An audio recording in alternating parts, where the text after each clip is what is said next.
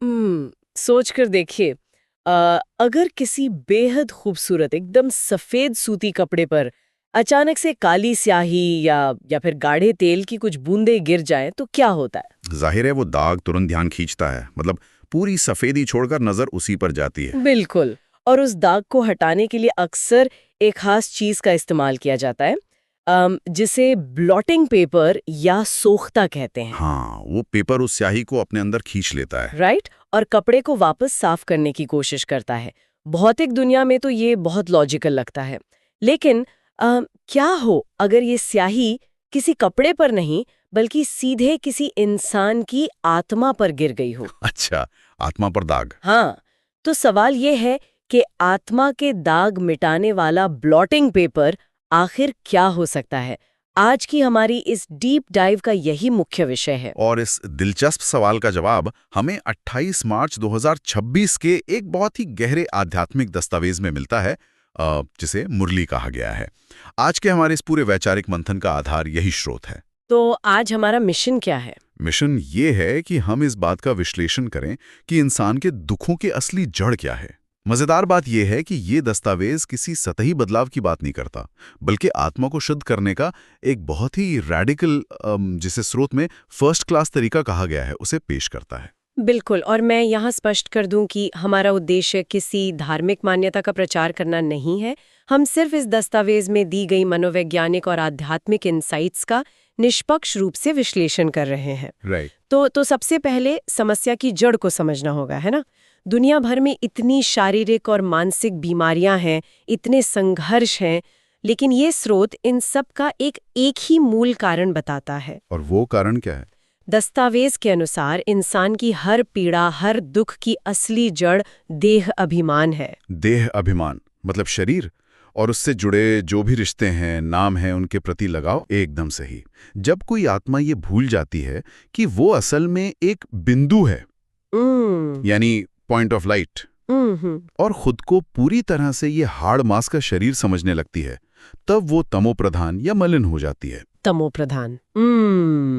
इस शब्द से तो हम वाकिफ हैं। हाँ, लेकिन यहाँ दस्तावेज इसे सिर्फ एक पाप या किसी धार्मिक डर की तरह पेश नहीं कर रहा है। इसे ना एक भारी प्रदूषित मानसिक अवस्था के रूप में समझना चाहिए। होता क्या है कि इंसान बार बार किसी देहधारी के नाम और रूप में फंस जाता है। मतलब अपनी पहचान को बहुत सीमित कर लेता है। राइट। जब कोई अपनी पहचान को सिर्फ अपने जेंडर, अपनी नौकरी, अपनी जाति या अपने रिश्तों तक ही सीमित कर लेता है, तो उसकी चेतना बहुत संकुचित हो जाती है। और ये संकुचित चेतना ही वो स्याही है जिसका जिक्र आपने अभी किया था। इस देह अभिमान वाले कॉन्सेप्ट को ना मैं एक आसान से उदाहरण से जोड़ने की कोशिश करती हूँ। अच्छा। कल्पना कीजिए कि एक कार का ड्राइवर है जो सालों से एक ही कार चला रहा है। धीरे धीरे उसका अपनी कार से इतना गहरा साइकोलॉजिकल जुड़ाव हो जाता है कि वो भूल जाता है कि वो महज एक ड्राइवर है। वो खुद को ही कार समझने लगता है। अरे वाह, ये बहुत सटीक एनालॉजी है ना? अब अगर ट्रैफिक में कोई दूसरी गाड़ी उसकी कार पर एक छोटी सी खरोंच भी मार दे, तो उसे लगता है कि वो खरोंच कार के धातु को नहीं, सीधे उसकी अपनी त्वचा पर लगी है। बिल्कुल। वो दर्द, वो गुस्सा, वो सब उस भ्रम से पैदा हो रहा है कि मैं ये गाड़ी हूँ। बिल्कुल। और शरीर और आत्मा का ये भ्रम भी इसी तरह काम करता है। इस एनालॉजी को अगर हम मनोविज्ञान के नजरिए से देखें तो ये हमारे दुखों का सबसे व्यावहारिक कारण स्पष्ट कर देती है। वो कैसे? देखो, जब लोग खुद को केवल शरीर और उससे जुड़ी सामाजिक पहचान मानते हैं तो उनका अहंकार एक ठोस रूप ले लेता है, और यही वो जगह है जहां से आपसी संबंधों में घर्षण शुरू होता है। जब दो लोग एक दूसरे से मिलते हैं, मान लीजिए एक बॉस और एक कर्मचारी, हाँ, तो अक्सर वे दो आत्माओं की तरह बात नहीं करते, वे दो अहंकारों की तरह टकराते हैं। बॉस का अहंकार कर्मचारी के अहंकार से टकराता है। ये जो खरोंच वाला दर्द है ना, वो हमारी रोजमर्रा की जिंदगी में तनाव और जलन के रूप में इसीलिए सामने आता है, क्योंकि हमने अपनी कार को ही अपनी असली पहचान मान लिया है। राइट। तो समस्या पूरी तरह से पहचान के संकट की है। हम ये मूल बात भूल गए हैं कि हम वास्तव में कौन हैं।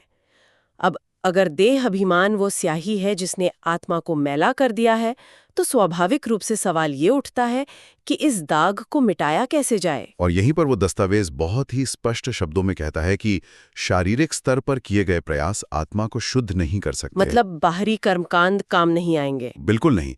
इसमें साफ लिखा है कि जन्म जन्मांतर गंगा स्नान करने या भौतिक रूप से शरीर को धोने से आत्मा के पाप या दाग नहीं धुलते।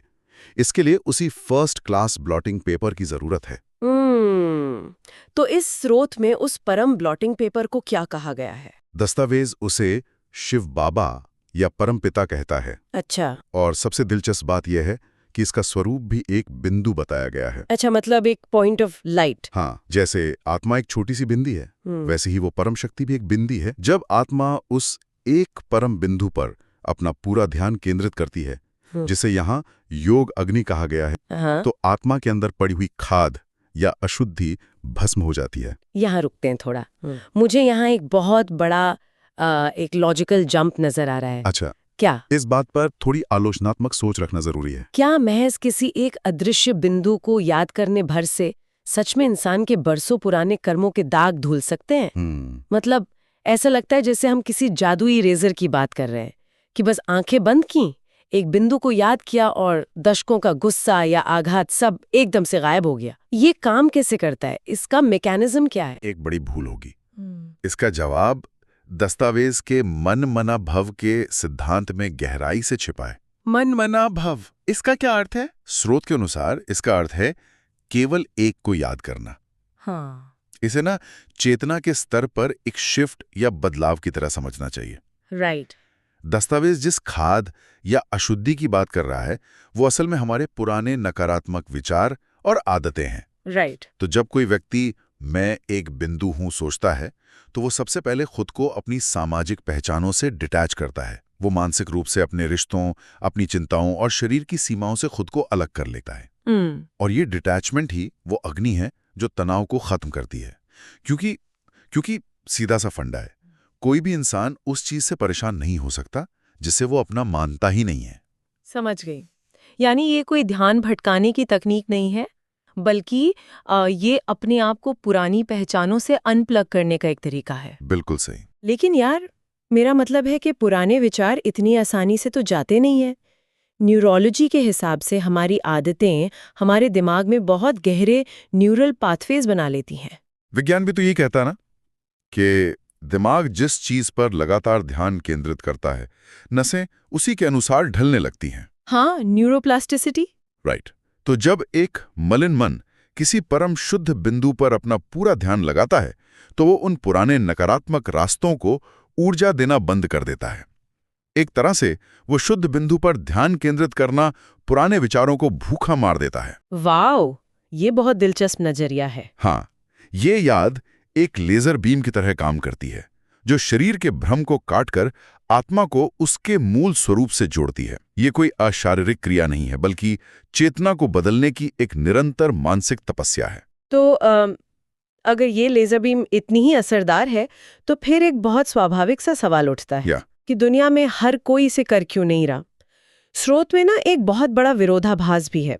सुनने में ये सिर्फ एक बिंदु को याद करना दुनिया का सबसे आसान काम लगता है। हाँ, लगता तो है। कोई भी कह सकता है कि बस आंखें बंद की और याद कर लिया, लेकिन दस्तावेज खुद मानता है कि ये बिल्कुल भी आसान नहीं है, बल्कि ये सबसे बड़ी चुनौती है। एकदम सही पकड़ा आपने। दस्तावेज साफ कहता है कि दुनिया भर का ज्ञान हासिल करना बहुत आसान है। कोई भी 15-20 साल पढ़ाई कर सकता है, ढेरों किताबें पढ़ सकता है और दूसरों को बैठकर बड़े बड़े उपदेश भी दे सकता है। बिल्कुल। लेकिन निरंतर देही अभिमानी बने रहना, यानी हर पल ये याद रखना कि मैं एक आत्मा हूं, ये सबसे मुश्किल काम है। दस्तावेज कहता है कि माया या भ्रम का नशा इतना तेज होता है कि वो इस याद को बार बार तोड़ देता है। हमारी पांचों इंद्रियां हमें लगातार बाहरी दुनिया की तरफ खींचती हैं ना? राइट। इस विरोधाभास को देखकर ना मुझे आम जिंदगी का एक बहुत ही मजेदार उदाहरण याद आ रहा है। ये तो बिल्कुल वजन कम करने की प्रक्रिया जैसा है। वो कैसे? देखो, इंटरनेट पर डाइट चार्ट पढ़ना, कैलोरी गिनना और अपने दोस्तों को वजन कम करने का ज्ञान देना, ये दुनिया का सबसे आसान काम है। आजकल हर कोई न्यूट्रिशनिस्ट बना फिरता है। हाँ, ये तो है। लेकिन जब रात के खाने के बाद सामने एक मीठा रसीला रसगुल्ला आ जाए तो उस वक्त खुद को रोकना, वो जो मानसिक संघर्ष है ना, वो सबसे बड़ा पहाड़ है। हाँ बिल्कुल। ज्ञान होना और उस ज्ञान को उसी पल आचरण में उतारना, दोनों में जमीन आसमान का अंतर है। ये रसगुल्ले वाला उदाहरण उस मानसिक संघर्ष को बहुत अच्छे से पकड़ता है। अगर हम इसे थोड़े बड़े परिदृश्य से जोड़ें तो ये दस्तावेज आधुनिक समाज के बौद्धिक अहंकार यानी इंटेलेक्चुअल एरोगेंस पर बहुत करारी चोट करता है। राइट। आज के समय में लोगों के पास जानकारी की कोई कमी नहीं है। अध्यात्म की किताबें पढ़कर लोग बड़े बड़े दावे कर सकते हैं, लेकिन दस्तावेज बहुत सख्त लहजे में चेतावनी देता है कि जो लोग केवल दूसरों को सलाह देते हैं, रास्ता बताते हैं, लेकिन खुद उस याद का अभ्यास नहीं करते, उनके अपने पाप कभी नहीं कटते। मतलब सिर्फ जानकारी होना आपको शुद्ध नहीं बनाता। एकदम सही, उस जानकारी को जीना आपको शुद्ध बनाता है। तो कोरी बातें बनाने से कुछ नहीं होगा, उस ब्लॉटिंग पेपर का खुद इस्तेमाल करना पड़ेगा। लेकिन इस अभ्यास की सफलता को नापने का पैमाना क्या है? कोई कैसे जानेगा कि वो सही रास्ते पर है या सिर्फ अपने ही ख्यालों में उलझा है? दस्तावेज ने इसका एक बहुत ही खूबसूरत और अचूक पैमाना दिया है, खुशी का पारा चढ़ना। खुशी का पारा। हाँ, आंतरिक खुशी का स्तर ही इस बात का इकलौता सबूत है कि कोई इंसान देही अभिमानी अवस्था में है या नहीं। अगर किसी व्यक्ति के अंदर खुशी नहीं बढ़ रही है, अगर वो छोटी छोटी बातों पे चिड़चिड़ा हो रहा है, तो इसका सीधा सा मतलब है कि वो अभी भी केवल ज्ञान दे रहा है। अब मतलब वो उसका वास्तविक अभ्यास नहीं कर रहा है। बिल्कुल। ज्ञान अगर अंदर उतरा है तो उसका पहला लक्षण ही एक स्थायी और अकारण खुशी है। वाह, ये पैमाना वाकई बहुत प्रैक्टिकल है। अक्सर अध्यात्म को ना बहुत गंभीर और नीरस मान लिया जाता है। हाँ, जैसे मुस्कुराना मना हो। बिल्कुल, जैसे कि मुस्कुराना या खुश रहना किसी तपस्या के खिलाफ हो। लेकिन यहाँ सफलता की निशानी ही आंतरिक खुशी बताई गई है। राइट। अच्छा, अब तक हमने इस पूरी प्रक्रिया को एक बहुत ही व्यक्तिगत और आंतरिक स्तर पर समझा। एक आत्मा, उसके दाग और उस परम शक्ति को याद करने का मानसिक संघर्ष। लेकिन इस व्यक्तिगत अभ्यास का बाहरी दुनिया से क्या लेना देना है? आज की भागदौड़ भरी दुनिया में जहाँ हर कोई संघर्ष कर रहा है, इस आंतरिक शुद्धता का समाज पर क्या प्रभाव पड़ता है? ये बहुत महत्वपूर्ण सवाल है। ये दस्तावेज केवल किसी गुफा में बैठकर तपस्या करने की बात नहीं करता। ये आंतरिक काम को बाहरी दुनिया से सीधे तौर पर जोड़ता है। कैसे? ये स्पष्ट निर्देश देता है कि किसी को भी मनसा, वाचा या कर्मणा से दूसरों को दुख नहीं देना है। इसके बजाय सभी को सुख पहुंचाना है और अपनी एक मीठी अवस्था बनानी है। मनसा, वाचा, कर्मणा यानी विचार, शब्द और कर्म।